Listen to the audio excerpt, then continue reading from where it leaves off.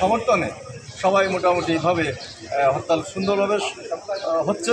এবং আজকের যে হরতাল, আমাদের হরতালের মেন দাবি হচ্ছে 1 নম্বর আসামি যে আছে এই আনিসুর রহমান হত্যাকাণ্ডে, তাকে দ্রুত গ্রেপ্তারের দাবিতে আজকের এই হরতাল নওপাড়া ব্যবসায়ীরা পালন করতেছে। আজকে যারা এই নওপাড়াতে হরতালের সমর্থনে স্বতঃস্ফূর্তভাবে হরতাল পালন করতেছে, আমি সর্বপ্রথম তাদেরকে ধন্যবাদ জানাই। ব্যবসায়ীরা আজকে তাদের নওপাড়ার যে অবস্থা, ব্যবসায়ীরা রাজপথে না নেমে তাদের কোনো উপায় নাই। আগামীতে যাতে নওপাড়ায় কোনো খুন খারাপি, চাঁদাবাজি কোনো কিছু না হয় তার প্রতিবাদে আজকে হরতাল। বিশেষ করে আজকে এই খুনিকে গ্রেপ্তারের দাবিতে নওপাড়ার আর্থিক শ্রমিক সংগঠন, রাজনৈতিক নেতৃবৃন্দ, ব্যবসায়ী নেতৃবৃন্দ, সাধারণ ব্যবসায়ীরা রাজপথে নেমে এসেছে। আজকের এই হরতাল সফল হোক এবং আগামীতে যদি এই আসামিকে ধরার জন্য যদি কোনো টালবাহানা করা হয়, সেক্ষেত্রে আগামীতে বড় ধরনের কর্মসূচি নওপাড়ার ব্যবসায়ীরা দেবে বলে আশাবাদ ব্যক্ত করি। আমি জানতে চাচ্ছি আপনার কাছে সকাল 6টা থেকে যে হরতাল যে দেখছেন আপনারা, এই বিষয়টা কিছু জানাতে পারবেন? আপনারা জানেন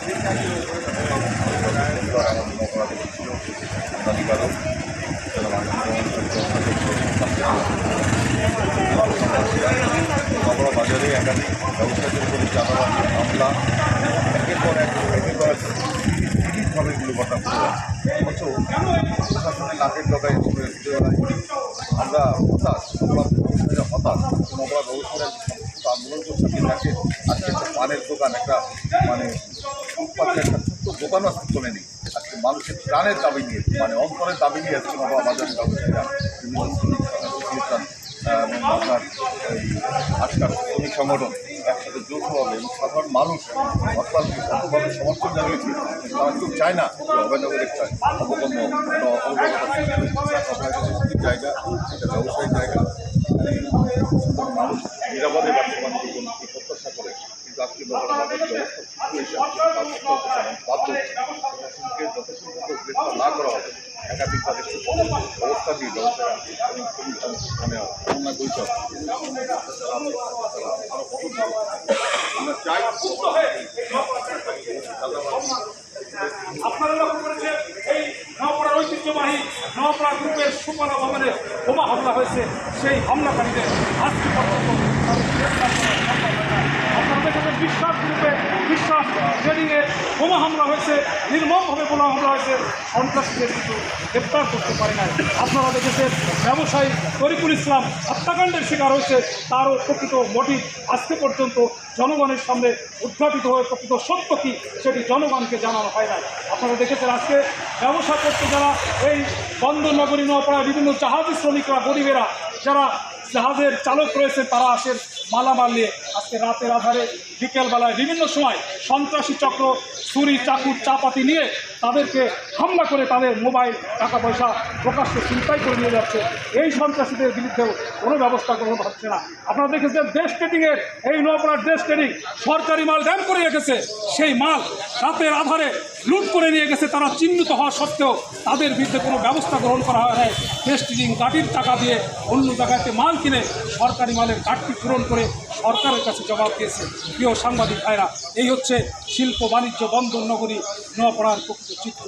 সন্ত্রাস, চাঁদাবাজ, দখলদার এবং হত্যাকারীদের একটা অভয়ারণ্যে পরিণত হয়ে গেছে এই নওপাড়া। এই বন্দরনগরীর নওপাড়ার জনগণ শান্তিপূর্ণ জনগণ। এই জনগণের উপরে, এই ব্যবসায়ীদের উপরে বারবার হামলা করা হচ্ছে। এটি এই বন্দরনগরীর জনগণ কোনো অবস্থায় মেনে নেবে না। বন্দরনগরীর শ্রমিক মালিকদের মুখে পিঠে আজকে মাটি ঠেকে গেছে, আজকে তাদের পিঠে দেয়াল ঠেকে গেছে। এদেরকে হত্যা, আরও 100 জনকে, আনিস সাহেবের মতো 100 জনকেও হত্যা করলেও এই হত্যাকাণ্ডের প্রতিবাদ না হওয়া পর্যন্ত, খুনিদের গ্রেপ্তার করে না পর্যন্ত, সন্ত্রাস, বোমাবাজি, চাঁদাবাজ, দখলদারি বন্ধ হয় না পর্যন্ত এই বন্দরনগরী নওপাড়াতে মালিক শ্রমিকরা ঐক্যবদ্ধভাবে আন্দোলন গড়ে তুলবে, রাজপথে থাকবে। কোনো সন্ত্রাসের কাছে মাথা নিচু করা হবে না, আত্মসমর্পণ করা হবে না। এটাই বন্দরনগরী জনগণের, বন্দরনগরীর ব্যবসায়ী এবং শ্রমিকদের পক্ষ থেকে আপনাদের মাধ্যমে আমাদের পরিষ্কার মেসেজ ধন্যবাদ আপনাকে। ধন্যবাদ। যেমনটি বললেন যে এই যে শিল্প বন্দর নগরী নোয়াপাড়ার যে বিশিষ্ট শিল্পপতি আলিচুর রহমান হত্যা যে আজকের সকাল সন্ধ্যা হরতাল পালিত হচ্ছে, সেই হরতালে যে শ্রমজীবী সমন্বয় পরিষদ এবং ব্যবসায়ী মহল তারা স্বতঃস্ফূর্তভাবে রাজপথে রয়েছেন এবং যাতে কোনো যানমালের ক্ষতি না হয় সেই দিকেও খেয়াল রেখে তারা কিন্তু স্বতঃস্ফূর্তভাবে মূল আসামি গ্রেপ্তারের দাবিতে আজকের কিন্তু এই হরতাল পালিত করছে। এবং যদি প্রশাসনের সর্বোচ্চ মহল এদিকে নজর না দেয় এবং সেই ক্ষেত্রে তাদের এই হরতালের ডাকে সাড়া না দেয়, সেই ক্ষেত্রে তারা আরও কঠোর কর্মসূচি পালনে অভিমত ব্যক্ত করেছেন। তেমনটাই কিন্তু আপনাদেরকে জানানোর চেষ্টা করলাম। সর্বশেষ এই যশোর সড়কের নুরবাগ বাস স্ট্যান্ড থেকে বিশিষ্ট শিল্পপতি আলিচুর রহমান হত্যার প্রতিবাদে আজকের যে হরতাল পালিত হচ্ছে সেই হরতালের বিষয়বস্তু তুলে ধরার চেষ্টা করলাম। নুরবাগ থেকে জাকির হোসেন হৃদয়, অভয়নগর সমাচার। হরতালের এই বিষয়টা আপনাদের জানাতে ধন্যবাদ অভয়নগর টিভি।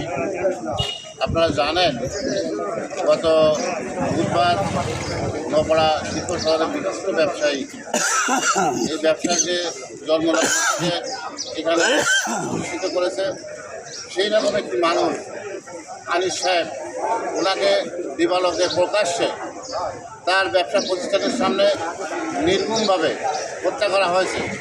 কে হত্যা করেছে আমরা নোয়াপাড়াবাসী ইতিমধ্যে সবাই জেনে গিয়েছি যে জুনায়েদ সাহেবের ছেলে মাহমুদ সাহেব দিবালোকে তাকে নৃশংসভাবে তার ব্যবসা প্রতিষ্ঠানে হত্যা করা হয়েছে।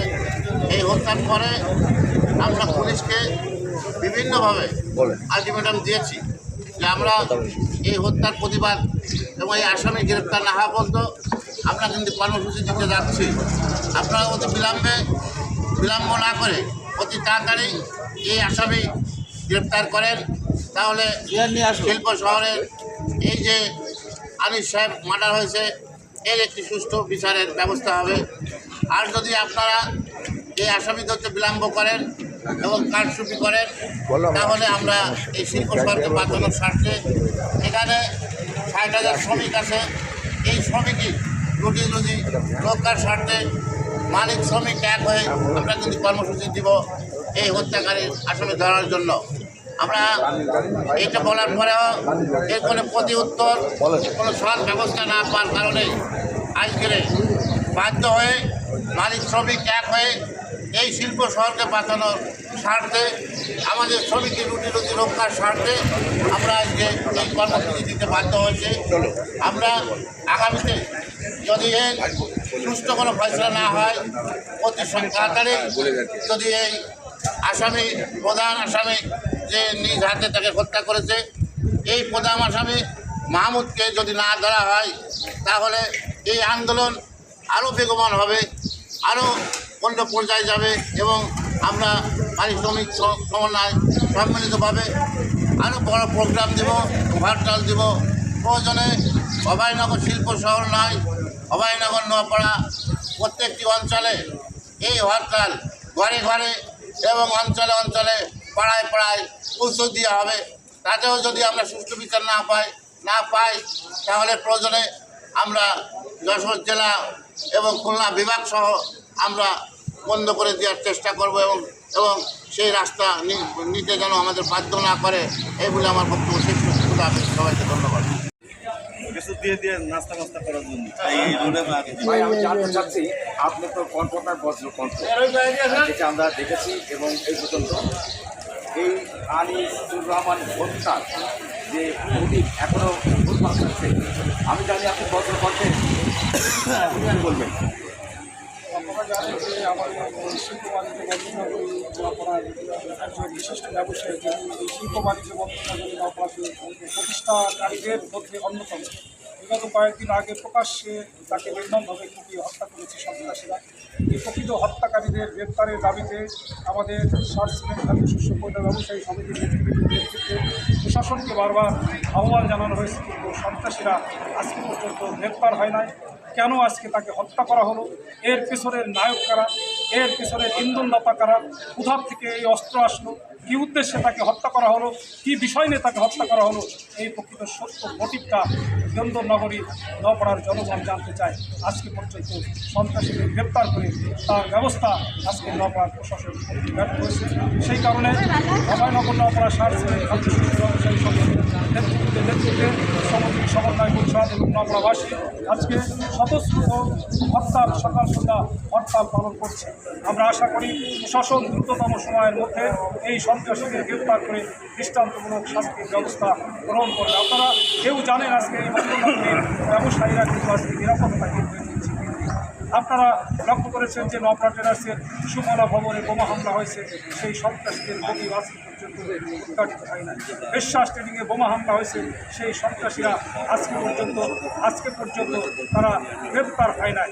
আপনারা লক্ষ্য করেছেন ব্যবসায়ী তরিকুল ইসলামকে নির্মমভাবে হত্যা করা হয়েছে, তার প্রকৃত মোটিভ আজকে পর্যন্ত বন্ধনগরী নপাড়াবাসী জানতে পারে নাই। আপনারা দেখেছেন সরকার গ্রুপ আজকে নপাড়া থেকে তাদের ব্যবসা গুটিয়ে নিয়ে তারা নপাড়া থেকে চলে যেতে চাচ্ছে। তারা নপাড়ায় ব্যবসা করতে পারছে না, তারা চাচ্ছে না, তারা চলে যেতে চাচ্ছে। তারা চলে গেলে নপাড়ায় হাজার হাজার শ্রমিক কিন্তু বেকার হয়ে পড়বে। আপনারা লক্ষ্য করেছেন বন্ধনগরী নপাড়ার বাস কার্গোতে যে সকল জাহাজ চালকরা আসেন তাদেরকে অস্ত্র নিয়ে, চাপাতে নিয়ে এবং ছুরি চাকু নিয়ে, অস্ত্র নিয়ে তাদেরকে ঠেকিয়ে তাদের কাছে মোবাইল, টাকা পয়সা প্রকাশ্যে ছিনতাই করে নিয়ে যাওয়া হচ্ছে, তাদেরকে কিন্তু গ্রেপ্তার করা হয় না। আজকে আপনারা দেখেছেন দেশ ট্রেডিংয়ের সরকারি মাল ড্যাম করা ছিল, সেখান থেকে সেই মাল রাতের আধারে চিহ্নিত সন্ত্রাসীরা লুট করে নিয়ে গেছে। তার সেই সরকারি মাল উদ্ধারের কোনো ব্যবস্থা প্রশাসন করতে পারে নাই। আমাদের এই যে টিপু সাহেব দেশ ট্রেডিংয়ের মালিক নিজের গাড়ির টাকা দিয়ে সরকারি টাকা সেই সরকারি মালের ঘুষ দিয়ে আজকে তিনি কোনো রকম রক্ষা পেয়েছেন। আসলে বাস্তব চিত্র হচ্ছে এই শিল্প বাণিজ্য বন্ধ করে ব্যবসায়ী, শ্রমিক, সর্বস্তরের মানুষ আজকে ভীত সন্ত্রস্ত হয়ে পড়েছে। এই সন্ত্রাসীর মূল শিকড় উদ্ঘাটন করে এই শান্তির শহরে পরিণত করার জন্য আজকে আমাদের এই আন্দোলন। আজকে এই শিল্প বাণিজ্য বন্ধ নগরীতে সকাল সন্ধ্যা যে হরতাল পালিত হচ্ছে, এই হরতালের মধ্য দিয়ে প্রশাসন দ্রুততম সময় সন্ত্রাসীদের গ্রেপ্তার করে নপাড়াকে শান্তিপূর্ণ নপাড়ায় পরিণত করবে। আর যেন একটি লাশাই নপাড়ায় না করে তার ব্যবস্থা এই প্রশাসন করবে। আর যদি সেটি করতে ব্যর্থ হয় তাহলে আজকে একদিনের হরতাল, এরপরে লাগাতার হরতাল আসতে পারে, রাজপথ, রেলপথ, নৌপথ অবরোধ সহ বৃহত্তর কর্মসূচি আসতে পারে। এবং সেই কর্মসূচি পালন করতে যে আমাদের উপরে যদি কোনো স্টিম রোলার হামলা, মামলা, নির্যাতন চলে আসে, সেই হামলা মামলাও আমরা হাসি মুখে বরণ করে নেব। এই বন্ধনগরী নপাড়ার মানুষকে নিরাপদে রাখবার জন্য এই প্রত্যাশা ব্যক্ত করে আপনাকে ধন্যবাদ জানিয়ে আমার কথা শেষ করলাম। আসসালামু আলাইকুম।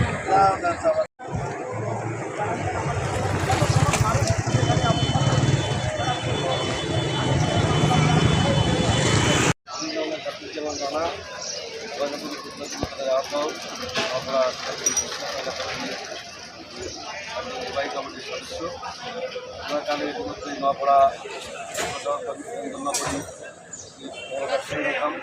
এখান থেকে এখানে অনেক আমদানি করে 50% আমদানি করে এখান থেকে বিভিন্ন অঞ্চলে যায়। সেই বিষয়ে আমাদের এই অঞ্চলে দীর্ঘদিনের ব্যবসায়ী নপাড়া ব্যবসায়ী এবং তার দিয়েছে আনিসুর রহমান বড়োয়ান হিসেবে পরিচিত। এই আনিসকে বৃহস্পতিবারকে নির্মমভাবে হত্যা করেছে। তারই প্রতিবাদে আমরা গতকাল বিক্ষোভ করেছিলাম। সেই কাজটি নপাড়া অঞ্চলে সকাল সন্ধ্যা হরতাল দেখেছে। আগামী যদি আমরা প্রশাসনকে বলেছিলাম যে আজকে যদি আপনাদের গ্রেপ্তার না হয় তাহলে আগামী রবিবার থেকে রবিবার, সোমবার 2 দিন হরতাল হবে। এরপরও যদি গ্রেপ্তার আগামী না হয় তাহলে লাগাতার হরতাল। আমরা জানি যে আনিসুর রহমান হচ্ছে বড় আনিস, তিনি নপাড়া বাজারের একজন প্রতিষ্ঠিত ব্যবসায়ী ছিলেন এবং নপাড়া বাজারের যে ব্যবসা প্রতিষ্ঠাকালীন সময়ের একজন ব্যবসায়ী। তো তাকে প্রকাশ্য দিবালোকে হত্যা করা হয়েছে যে অঞ্চলের একটা পুলিশ সরকার। আমার জানা মতে তারা এখনও প্রকাশ্য দিবালোকে সদস্যরা যেতে পারে একদম তাদের গ্রেপ্তারের ব্যাপারে তারা কিন্তু কোনো আগ্রহ দেখাচ্ছে না। এ ব্যাপারে আপনি সরকারের কাছে চাই, আমি যেহেতু সরকারি দলের লোক, আমি বাংলাদেশ সরকারি বলতে চাই যত দ্রুত সম্ভব যেহেতু নোয়াপাড়া শিল্প বাণিজ্য বন্ধন না করে এখানে নৌপথ আছে, রেলপথ আছে, স্থলপথ আছে, ব্যবসায়ী মোকামকে বাঁচাতে গেলে দ্রুত এই সরকার চিহ্নিত সরকার এবং পুলিশদের গ্রেফতার করতে হবে, তা নাহলে এই ব্যবসায়ী মোকাম এখান থেকে অনেক ব্যবসায়ী চলে যেতে যাচ্ছে। আমরা অনেক তাদেরকে আশ্বাস করেছি যে না, আমাদের সরকার এই আসামিকে ধরার জন্য অব্যাহতভাবে চেষ্টা আছে এবং দ্রুত এই আসামি গ্রেফতার হবে। দর্শক, গণপ্রজাতন্ত্রী বাংলাদেশ সরকারের মাননীয় প্রধানমন্ত্রী দেশরত্ন তারেক রহমান কিন্তু কয়েকদিন আগে তার একটি বক্তব্য বলেছেন, সন্ত্রাসী যে দলেরই হোক তাই কোনো প্রশ্রয় দেওয়া হবে না, তাকে চিরকালের অবস্থা অবলম্বন করা হবে। ঠিক তারই ধারাবাহিকতায় এই নোয়াপাড়া অঞ্চলের ব্যবসায়ীরা চায় এই নোয়াপাড়াকে একটি ব্যবসা বান্ধব পরিবেশ ফিরিয়ে আনার জন্য এই সমস্ত চিহ্ন সন্ত্রাসীদেরকে দ্রুত গ্রেফতারের মাধ্যমে আইনে আওতায় আনা, এবং এই দাবি যদি পূরণ না হয় তারা আগামী দিনে কঠোরতর আন্দোলনের জন্য বাধ্য হবে। ঠিক এমনটাই কিন্তু বলেছিলেন নোয়াপাড়ার ব্যবসায়ীরা। দর্শক, আমরা আরও কিছু ভাইয়ের সাথে কথা বলবো, কিন্তু আমাদের সঙ্গে থাকবে। ধন্যবাদ সবাইকে।